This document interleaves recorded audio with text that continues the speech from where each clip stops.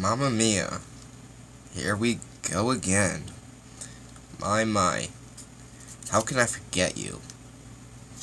Yeah, believe it or not, recently, this is a bit later than I thought, I saw this. There it is. Yeah. It doesn't say the sequel, but the tickets are really chintzy. But, I try to keep all my tickets. I lost one. I don't know what happened to it, but maybe it'll show up eventually. But yeah, I saw the second Mamma Mia, and I know you guys are probably wondering, if you don't know me, why would you watch that? Well, I have this film, which is a bad film. Let's be honest right here. This film is bad. This was released like 10 years ago, which I guess why they made the sequel, which is kind of surreal that 10 years ago this came out.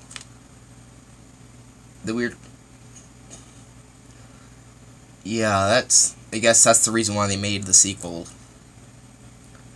Can't believe that. But this is a bad movie.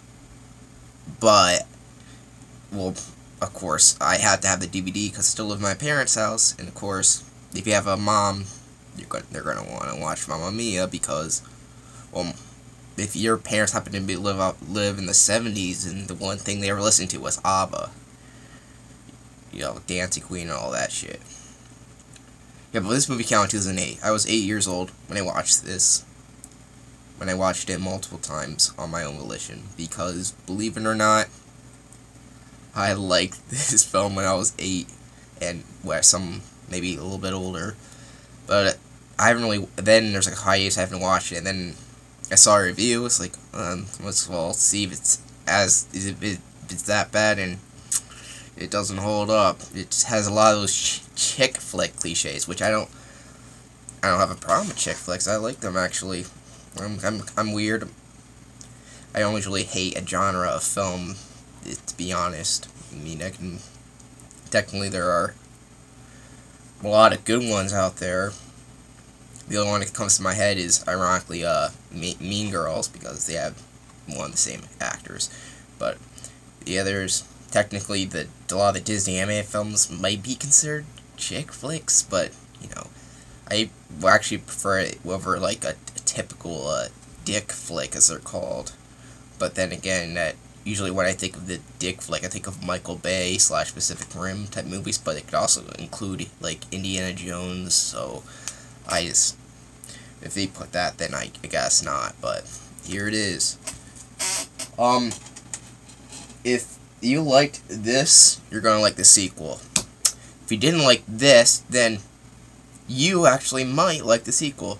Actually, if you like this, you'll love the sequel. If you didn't like this, which I didn't really, I liked it when I was a kid, well then, you're actually gonna be surprised, because the sequel, Mamma Mia 2, which nobody calls it by its real title, because it's just easier to say 2, so here we go again. But all the problems with this film, most of them, were fixed in the sequel, and I could not believe how good it was. Here's the story. My parents asked me, do I want to watch Mamma Mia 2? It's like, I'll pretty much watch anything, and you know, I was kind of curious. At least it won't be boring, because this film wasn't boring, which is kind of well, actually, at the end it got kind of dragged when they kept giving Pierce Brosnan songs to sing. Issue with this, it hired a lot of celebrities. Yeah, and not all of them can sing. Like, there's like, honestly, only like one person, I guess, some kind of pass, but yeah, only Amanda Seyfried's character can actually really sing good. So, but they give most of the songs to Meryl Streep, who, as Trump says, an overrated actress. Yeah, I honestly have to agree with the Trumpster. I don't care for Meryl Streep in this her ego always implodes on everything she touches, which is one thing I like about this one. She's barely in it. Well, her character is still in it, but she doesn't play the character because it's a younger version who is played by Lily James, who I didn't really know up to this point. Then apparently looked up because it's one of the breakout roles.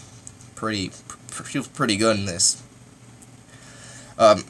Yeah, I didn't know she was the new Cinderella, which I'm not a big fan of the Disney remakes. The originals are always for better. And then when the movie looks like it's gonna be shit. But I did like this film, though, because I did like this. Not this film. This film. One thing the music is one of the biggest draw points for me when it comes to a musical, because if the music's not very good, then the rest of the plot, because it relies on that music. And this, it's ABBA.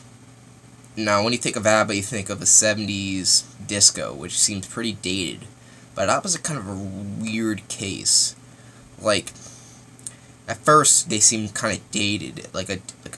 Seems kind of dated after they broke up, which happened because of the fact that all the members are married to each other and they got divorced, which, it's kind of awkward. And they broke up, like, very early 80s. And that's when disco was dying, so it was just a decade-long thing. But then all of a sudden, they made a musical based off the 70s musical. A lot of people have forgotten, and then all of a sudden it became more popular. Suddenly, ABBA was good, well, not really cool to like, but like it wasn't like shunned upon unless you were a guy, which, unfortunately, guess who likes ABBA? Yeah, I mean, I don't really like anything that's really popular or mainstream, so that's, yeah, I'm a hipster. I only listen to Slayer. I don't listen to Slayer, actually. I don't have any, never mind.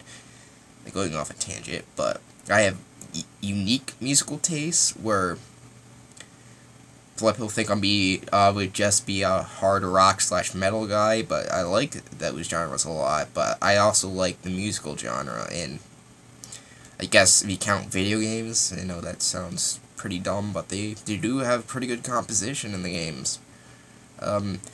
This film had some good songs. I mean, the songs themselves, probably the originals were very good, but then they add a lot of them are sung by Meryl Streep. I don't know about the musical, which I heard is a lot better than the film. If the songs fit better there, I don't really know. I haven't seen it. I can't really see musicals in my shitty town, and even though New York's like a 2-hour drive away, they are expensive as fuck, and we can't really afford that at the moment. One day we'll see a musical. I'm not sure if it will be Mamma Mia, though, but, you gotta watch. I want to watch one. There was a theater in our town, next door, which is really not really not far away. If I walk to, it's like literally my backyard borders it, but the town had a theater that sucked ass. Let's just say that, because the performances were lackluster and so were production qualities. But what can you expect? They had like 2 good shows. But that's talking about. I'm getting on a tangent. This film got me into the musicals when I was young. I learned what a musical was. Well, specifically a jukebox musical, which that was. Jukebox musicals are really hard to do, and some of them fail. See, I actually don't hate this film as much as I do another jukebox musical, which seems to be more high quality, which is Across the Universe, because if you can't tell from my channel portrait or the fact I got them drawn there. I'm a pretty big Beatles fan. I thought that movie was just a mess. I mean, I even got this mug. Let it be. Okay, let me talk about the film. I'm not going to spoil anything. I'm going to say the music's top notch. Literally, you can listen to it on YouTube, but I actually prefer you just watch the film and you'll see. It's also kind of like Godfather Part 2, oddly enough. I mean, it ends with baptizing, and then it has like flashbacks. I know a lot of people are going to get mad at the fact that I said that because you can't touch the Godfather's sacred, but just remember nothing's more. But that series did have the third one, which wasn't very good. This film was pretty good. Good music, better acting. The characters were not dumb and stupid and cliched. They didn't go through the pandering stuff. They actually made like a emotional, actual characters developed film that songs actually fit very well. Actually, surprisingly well.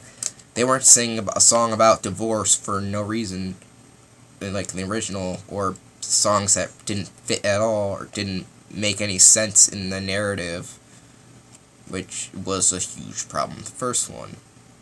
Some of the songs were there because you had to have this song. You had to have the Dancing Queen. That fit very well. So it's like an uplifting dance song. So and they put two songs mostly really close together, and then they'll have huge periods of no song. So it's very weird. This film takes more breaths, but you always look forward to the songs actually a lot. In that film, pretty much half the songs were bad, and then the other half were good to good. It was pretty good. And, soundtrack's good. I mean, the actual instrumentation are good. Good, but this one has pretty good instrumentation as well. I mean, looked into it. Of course, the actual... I'm not sure about this one, but I know one of the actual members of ABBA was actually a part of the musical department for this film. He actually even made a cameo at the beginning of the film, so, you know, they're pretty good.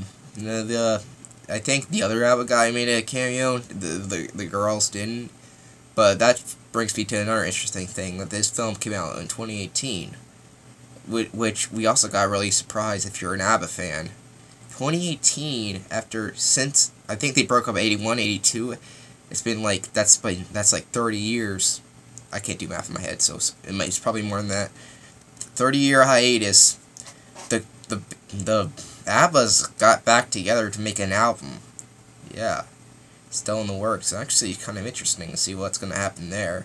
But if it's going to be anything like this film, which I recommend seeing. Also, I also got introduced to new ABBA songs, which I didn't know, and they're really good. And actually compared it to the originals, like, I don't know this song. Let's see. The originals are just okay. I think they weren't like very experimental at all. They're kind of play it safe. But the remake does a pretty good job at that. So so even if you don't like the story, you can at least have good music. Also, a lot of the ABBA songs, like you should know, are romantic songs, or not really romantic. They're called love songs. So that's the reason why this film doesn't really work, because when this film doesn't really have a love story in it, and two characters are getting married, but they don't really. They're just, yeah, that's for them, and they only have like one song about it, and the other characters don't really have a romance at all. Like, okay, Pierce Brosnan marries Meryl Streep at the end okay. It just, you know, it's actually a lot more interesting to see how they actually met. When you can see that in this film, you get to see a better version of the Meryl Streep's character. She's actually very likable, surprisingly, and not playing the drunk Wicked Witch of the West. Meryl Streep does appear, but it's very brief, and that's the only part I really didn't like. Also, they did one handshake, but felt more like a homage, but those handshakes in the first film were annoying. There's no squeeing or sparkly titles, so if you're a guy, this is a good film. If you want to see with your girlfriend, not that I would know. I watched this with my parents, so that shows how much of a fucking loser I am. Yeah, now all you parents watching this will probably get mad that I said the F word, but that's all I gotta say. This is a 14-minute review of me rambling on, because that's what I'm best at. It's what autistic 18-year-olds do in their room. And at least I don't live in the basement. You gotta think of the bright side. Yeah, so subscribe for more on this channel. Maybe I'll do more reviews, because I think because the Breath of the Wild one got a little bit more views than my typical ones. trying to rebuild this channel after YouTube took down my old one, which is still bullshit. So you'll see a lot of re-uploads, so if you subscribe, but if you keep coming, I'll get new content for you guys. Though when it comes to the old re-uploading, I don't think I'm gonna re-upload some of those like really bad Minecraft Realm videos, because they're just kind of filler videos that I don't care for. The old ones when I was like 8 or 10, I'll re-upload because that's nostalgic more than anything. But the Realm ones don't really mean anything. There's filler videos. So yeah, don't be sad. The 0 of you who care, no, but you really don't. I upload majority actually. I forgot I did like a mass uploading. So there you go. If you want to follow me more, I was gonna say Twitter, but fuck Twitter. I tried it. It didn't care for it. Just sucked. You can. I know this website is a connotation, but I have a DeviantArt. I do like art stuff, so yeah, I'm working on this kind of series of pixels. Currently, I'm working on some of doing all the Pokemon ones, which is not gonna be done anytime soon. But I was doing Smash, and also do other franchises I like, so anything from Walking Dead, Marvel, DC, every video game known to man. I even did Super Minecraft Kid, because why the fuck not? Anyway, this video's gone long enough. I need to get that ad revenue, or the 0 ad revenue, because I don't think I'll ever get sponsored by YouTube or wherever. So, what's the name of the game? Well, the name of the game's the video's ending.